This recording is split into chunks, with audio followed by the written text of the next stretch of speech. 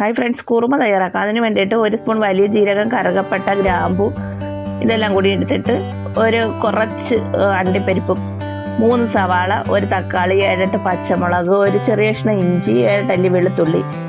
ഇത് പച്ചമുളക് ഒഴിച്ചിട്ട് ബാക്കിയെല്ലാം പകുതി വീതം ഒരു ചട്ടി വെച്ച് 1 സ്പൂൺ എണ്ണ ഒഴിച്ചിട്ട് മൂപ്പിച്ച് തണുക്കുമ്പോൾ 1 മുട്ടയുടെ മഞ്ഞക്കരുവ് ചേർത്ത് നന്നായിട്ട് അരച്ചെടുക്കണം. അതിനുശേഷം അതേ ചട്ടി വെച്ച് 2 ടേബിൾ സ്പൂൺ എണ്ണ ഒഴിച്ച് നമ്മൾ മാറ്റി വെച്ചിരിക്കുന്ന പകുതി ഇൻഗ്രീഡിയൻസ് ചേർത്ത് നന്നായിട്ട് മൂപ്പിക്കണം. അതിനുശേഷം 2 ടേബിൾ സ്പൂൺ മല്ലിപ്പൊടി, 1 ടീസ്പൂൺ കുരുമുളക് പൊടി, 1 നുള്ളു ഉലുവപ്പൊടി ചേർത്ത ശേഷം നമ്മൾ അരച്ചു വെച്ച കൂട്ട് ചേർത്ത് നന്നായിട്ട് മിക്സ് ചെയ്യണം.